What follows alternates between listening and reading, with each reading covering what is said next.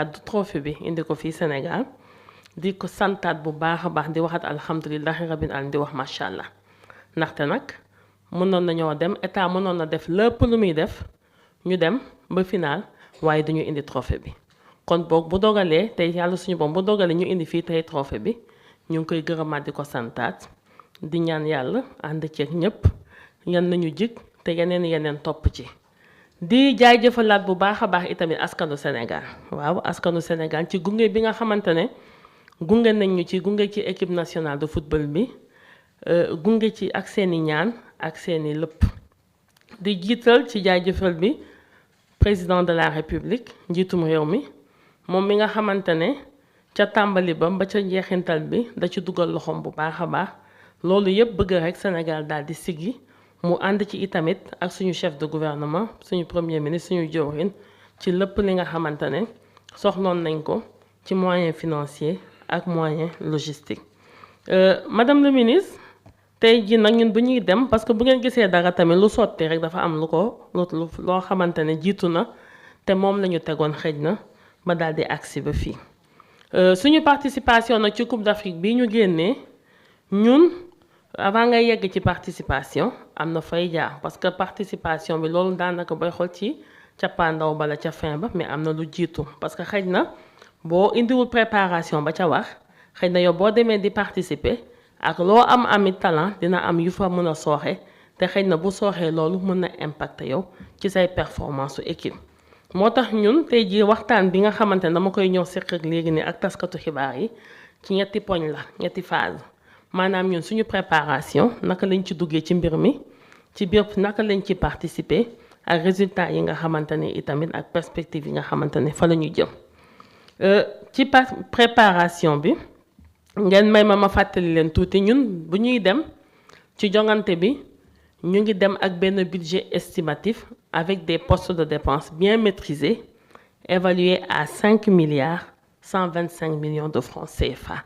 Je dis bien budget estimatif avec des postes de dépenses bien maîtrisés autour de 5,125 milliards de francs CFA dañoo budgétiser ñun ba final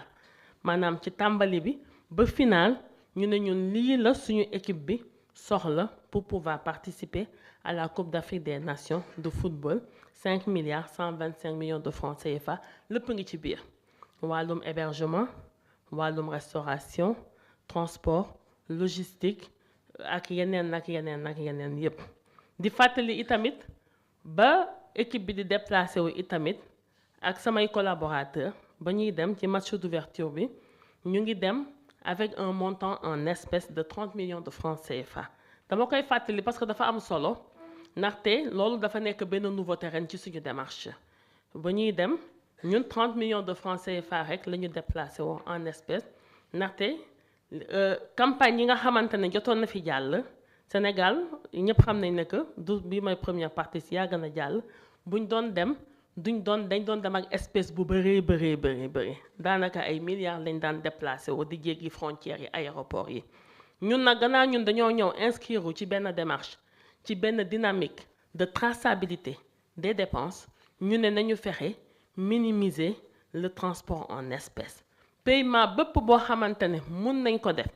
par virement bancaire à partir de notre trésor public nañ ko fa awale te espèce bi ñu wàññi ko loolu moo tax bu équipe yi di dem samay collaborateurs 30 millions de francs CFA la ñu déplacé woo en espèces pour mun fa exécuter yenn dépenses yi nga xamante ne sur place la ak yenn dépenses yi nga xamante ne c'est des dépenses imprévisibles mais insurmontables il fallait que ñu daal di ko fay régler foofu noonu sur place budget ren bi nag tamit spécificité bi mooy ñun dañoo budgétiser ba final avec des postes de dépenses bien maîtrisés may fàttali ci données yi ñu am Coupe d'Afrique 2021 édition 2021-2022 bi mooy ba Sénégal di soog a am son premier sacre te ñu gagné coupe bi foofu noonu budget ba ñu dépensé woon mu ngi tollu woon ci 6,5 milliards de francs CFA mooy ba Sénégal di gagné coupe bi fee ca Cameroun 6,5 milliards de francs CFA la ñu dépensé woon may waxaat itamit coupe du monde 2022 ba Sénégal demee participer te yem ca 8e de finale bi ñu ngi ko xayma Sénégal mu ngi dépensé woon 11 milliards de francs CFA ñu daal di yem 8e de finale ci coupe du monde 2022. Édition bii nii mujj 2023 avant bi ca Côte d'Ivoire te ngeen xamante ne suñu équipe bi daanaka mu ngi toog ca premier tour ba ci 8e de finale bi foofu itamit këyit yi ma fekk man yi ma donn mu ngi attesté ne que dépensé nañu 7 milliards de francs CFA ñu ngi yem 8e de finale ñun ak suñu budget de 5 milliards 125 millions de francs CFA ñun moom lañu cheminé ca tàmbali ba ca final ba loolu noonu madame le ministre dama ko bëggoon rappeler avant may dugg dans le vif du sujet. Préparation bi nag dama njëkk a yónnee mission de presse am yónnee naa ñaari yoon Maroc gannaaw ba match de qualification Coupe d'Afrique bi weesee loolu jaratul ñu ciy dellu si parce que man bi may jël leng yi fekk na équipe bi joué na yenn match de qualification à cette Coupe d'Afrique yu bëri loolu noonu jarul ñu ci ñëwaat bu ñuy waajal nag kan bi mu am ñaari mission de prospection yoo xamante ne man yónnee naa ko foofu noonu ca Maroc. Première mission bi amoon samay ñaari collaborateur dugaloon naa ci itamit le conseil technique du premier ministre en charge des sports ci biir mission boobu noonu ak waa finance la direction générale du budget seen benn élément foofu noonu ak tamit benn représentant fédération sénégalaise de football muy monsieur Amadou Kane ñoom ñoo effectué ji woon première mission bi ak samay collaborateur foofu noonu ca Maroc ñu ànd si itamit ak waa ambassade bi suñu représentation diplomatique bi foofu ndaxte nag dëkk nag boo fa demee nga war fa taxaw war a jongante yaakaar naa ne que représentation diplomatique ba fa nekk ñoom ñoo nekk les personnes les mieux indiquées te ñoom ñoo la gën a mën a xam dëkk ba pour wax la fan moo baax nan la naka la. Première mission boobu noonu ba ñu demee déjà CAF mooy tànnal toujours sa équipe hôtel ba muy loger fa tabafakal macha allah hôtel bu ñu tànnaloon suñu gaynde yi nekkoon foofu ca Tanger te ñu naan ko Fermone bokk ci hôtel yi nga xamante ne fa tabafakal yu mucc ayib la yéen ñi fi taxaw tey jii ni ñenn ñi yéen a ngi woon ci Coupe d'Afrique bi xëy na yow jot ngeen cee teg seeni gët. CAF nag daal di jëloon en charge 33 chambres ci 33 chambres yooyu amoon na ñaari suite benn suite bi pour le coach évidemment beneen bi pour le président de la fédération sénégalaise de football. ñun nag ñu ne ci première mission boobu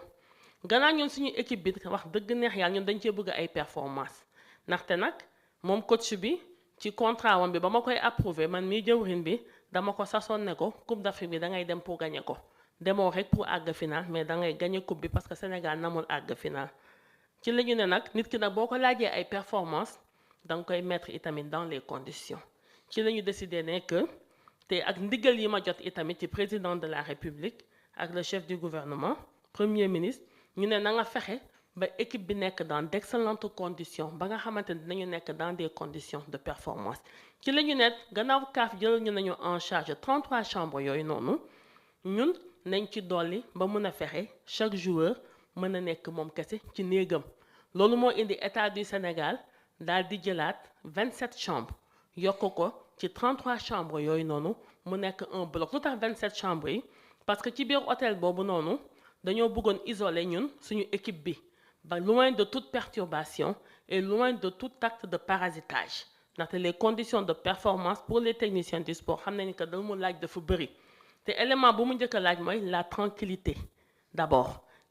sportif de haut niveau bi foog mu nekk ci benn cadre bi nga xamante ne xelam dafay dal dara du ko perturber et puis loin des regards extérieurs et à l'abri aussi vraiment de toute personne yi nga xamante ne ay ondes négatives la ñuy àndal mën a semer foofu la zizanie perturber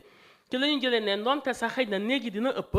mais pour sécuriser suñu équipe nañu jël ñun ce bloc de 60 chambres amoon na ay suites ci biir ak des chambres individuelles comme ça daf lay leer na que équipe bu Sénégal kese ñoom ñoo fay nekk te dinañu am droit ne dogal ne ñi ñoo fay dugg ñi duñ fa dugg loolu moo indi état du Sénégal daal di jëlaat en charge 27 chambres yooyu noonu te amoon tamit ñeenti suite yi tamit ci biir indi chaque joueur ñu daal di koy mettre ci néegam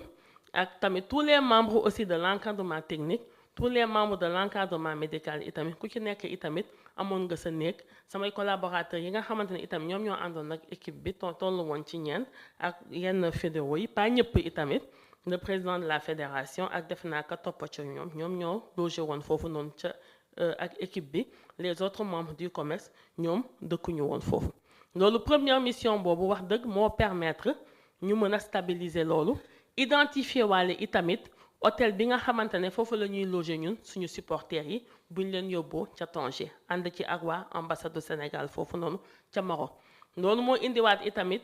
ñu ne gannaaw nag wax dëgg ñun ñëpp même drapeau bi la ñuy défendre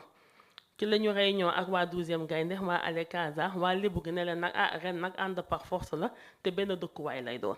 ba ñu demee foofu itamit ca Maroc ca Tanger yàlla yombalal ñu ko ñu am benn hôtel bi nga xamante ne amoon na benn capacité bi nga xamante ne mënoon na contenir les 300 supporters pratiquement mënoon na jël 320 personnes ba 330 personnes ci lañ ko daal di aussi identifier noonu muy hôtel Andalousia yéen ñii ñëpp demoon gis ngeen loolu foofu la ñu logé woon tout le groupe de supporters bi nga xamante ne jóge woon nañu fii ñu daal di leen yóbbu foofu noonu waa Ale Casa waa Lébu gi waa 12e gaynde ku ci nekk itamit ak sa cuisine ak sa lépp et tout première mission boobu ba mu weesee itamit amaatoon na beneen deuxième mission de prospection mais boobu waa ministère samay collaborateur ñaar laa yebaloon ak waa ambassade bi pour ñu mën a dem finaliser li nga xamante ne signer contrat yi parce que itamit Coupe d'Afrique la demande bi c'était très élevé te boo yéexee gars yi jël ko ci la ñu demee daal di finaliser lépp signer les contrats de prestation daal di confirmer hôtel bi nga xamante ne ñoom moom la ñu identifié woon ci seen première mission pour les supporters maintenir itamit le bloc de résidence bi nga xamante ne moom moo nekkoon foofu noonu ca hôtel Fairmont ñu daal di koy booker ne léegi lii pour équipe bi la loolu daal di féetewoo boor waa ambassade du Sénégal ma ciy profité itamit di leen remercier bu baax a baax ci seen taxawaay bi nga xamante ne am nañ ko foofu itamit ci suñu préparation bi itamit ci la ñu déterminer la logistique le transport parce que comme sur 300 supporters lañ doon affrété foofu ak waa ambassade bi ñu ne en plus de ce groupe de supporters ndaxte mënoo jël ñëpp jëlee Sénégal yóbbu ñëpp xam nañ ne dem Maroc da ngay jël avion wala boo jëlee oto itamit c'est des frais ci la ñu ne nag léegi en plus de ce groupe de 300 waa ambassade ba foofu noonu ak ay collaborateurs am ne ñoom mën nañu mobiliser pour chaque match de notre équipe nationale lu mat 750 supporters loolu moo indi woon chaque match en plus de ces 300 supporters mais dina doon am 750 supporters au-delà même tableau de répartition yépp man dañ ma ko doon envoyé au fur et à mesure match yi di jàll daanaka lu mot 1000 tickets ba 1200 tickets dañ ko daan distribuer chaque fois bu Sénégal doon jouer waroon jongante ak équipe adverse may wax ne que supporters yi État du Sénégal moo ko jël en charge du début à la fin ci seen transport ba ñuy dem ba ñuy ñëw itamit ci seen vol spécial ci seen hébergement ci seen restauration ci seen budget bi nga xamante ñun bañ koy xayma ñun ñu ngi ko calculer woon pour chaque supporter benn montant 10 000 francs CFA nga xamante ne dañ leen ko doon jox chaque président de groupe pour ñoom seeni lekk comme ça de telle sorte que kenn du fa tumranke kenn du fa xiif kenn du fa mag parce que nag balaa ngaa mën a supporter nag foog nga lekk ba suur te yaakaar naa ne yéen ñëpp dégg ngeen ñoom seeni témoignage à l'unanimité nee na ñun ñu ngi doon rafetlu condition d'hébergement yi ñu leen tegoon ak condition de vie yi nga xamante ni itamit ci la ñu nekkoon amuñu woon benn problème de transport pour dem ca stade ba seetaane amuñu woon itamit benn problème tamit de ticket su ma ñëwee nag ci participation bi aussi purement et simple proprement dit ci participation bi ñun nag lu ñu ci gën a dimbali man lu ma ci gën a dimbali ci participation bi mooy juste avant may définir liste bi délégation bi dama jot rapport définitif Cour des comptes bi nga xamante ne moom moo doon saytu gestion Coupe d'Afrique 2021 ak gestion Coupe du Monde 2022 ndaxte nag ay mission de contrôle du ay question sanction wala réprimande mais dafay joxe ay recommandations ba nga xamante ne yow mi fi nekk tey dina la permettre nga éviter yenn njumte yi parce que il est clair que tôt ou tard mission de vérification mission de contrôle dina am ci Coupe d'Afrique 2026 bi nii 2025 ba ma ko jotee nag ma gis nekk ci recommandation yi rapport bi nag c'est pas encore publié mais c'est un rapport définitif que ñoom relevé nañ ci lu ci mel ni la maîtrise de la taille des délégations nañu xool parce que dañoo gis nekk ci campagne jot a jàll taille de délégation yi dafay démesuré te xëy na ñu ngi fay dugal amuñu fa benn njëriñ bu ñu demee itamit kenn xamul ban rôle exact lañ fay daal di jouer man nag ci loolu laa daal di sukkandiku daal di xool ci délégation officielle bi nga xamante ne man maa ko fixé par décision à part le coach son adjoint les membres de l'encadrement technique médical joueurs yi ñoom ñoo ci nekkoon le président de la fédération ak yeneen 3 autres administratifs collaborateurs yi nga xamante ne moom moo ñu ko jox ak man samay collaborateurs yi nga xamante ne ñeent lañu man maa leen ci dugaloon pour ñoom ñu mën fa nekk tous les jours di ma defal le reporting di ma defal le compte rendu bu problème amee et tout ñu mën ma revenir noonu laa déterminer la taille de la délégation mais nag may préciser waat que ne bokkoon ci taille de délégation boobu noonu itamit taxut woon nga am droit aux primes may def la différence il y a les primes que l'État du Sénégal s'est engagé à verser aux joueurs et aux membres de l'encadrement technique et médical loolu ça n'a rien à voir avec les récompenses qui ont été octroyées allouées par Monsieur le Président de la République suite au sacre du 18 janvier au soir le président de la République moo kontaan bëggalee ko équipe bi bëggalee ko gaynde yi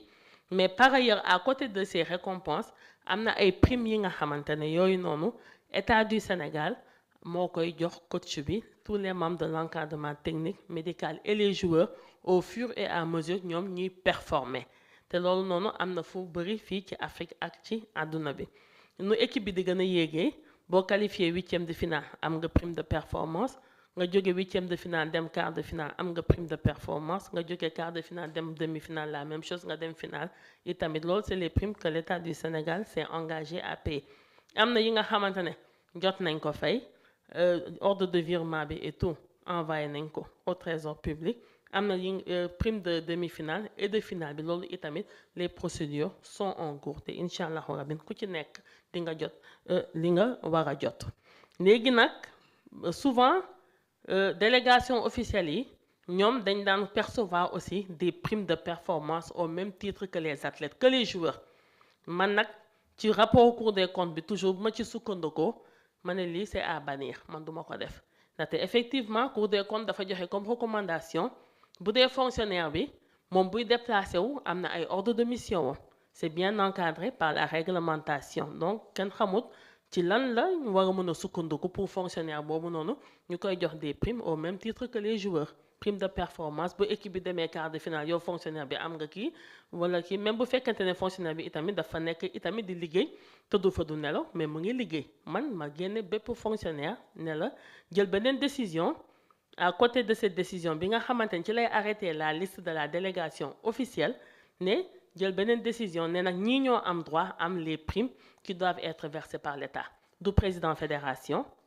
du benn administratif fédération te du benn fonctionnaire itamit loolu c'est pour l'encadrement technique l'encadrement médical et ainsi que les joueurs bu ngeen ci gisee peut-être xëy na benn fédéral xam ne que peut-être kooku dafa am benn poste technique